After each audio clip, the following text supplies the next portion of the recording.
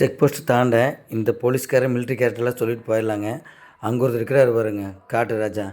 அவருக்கு கரெக்டாக கொடுக்க வேண்டிய கரும்பு கட்ட கொடுக்காம வெளியில் போக முடியாது. இவர் அனுமதிச்சிட்டாரு. அவர்கிட்ட பர்மிஷன் வாங்காமல் எங்கேயுமே போக முடியாது. ஏதோ நம்ம பர்மிஷன் கொடுத்துட்டாரு. கொஞ்சம் அர்ஜென்ட்டாக பெங்களூர் போகணுங்கிறனால வழி விட்டுட்டாரு. நன்றி தலைவா, நன்றி நன்றி. ஆனால் அவங்கெல்லாம் பின்னாடி இருக்கிறவங்களாம் பர்மிஷன் வாங்கணுங்க.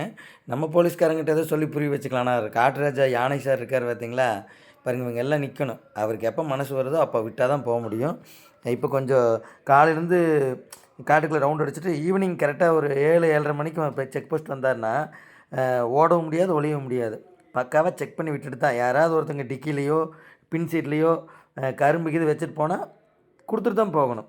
இல்லைன்னா விட மாட்டாருங்க. எந்த ரெக்கமெண்டேஷன் வேலையாகாது. எம்எல்ஏ, கவுன்சிலர் யார் சொன்னாலும் விட மாட்டார். கரெக்டாக பர்ஃபெக்டாக பார்த்தீங்கள்ல, நம்மளை ஏதோ விட்டுட்டார்.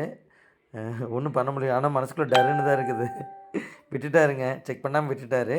நீங்கள் யார் வேணாலும் கரும்பு கட்டுறதுன்னா கொடுக்கணும். கொடுத்தா வேறு போலீஸ்காரங்க பிடிச்சிக்குவாங்க, கொடுக்கலின்னா அவர் பிடிச்சிக்குவார். என்ன தான் செய்கிறது?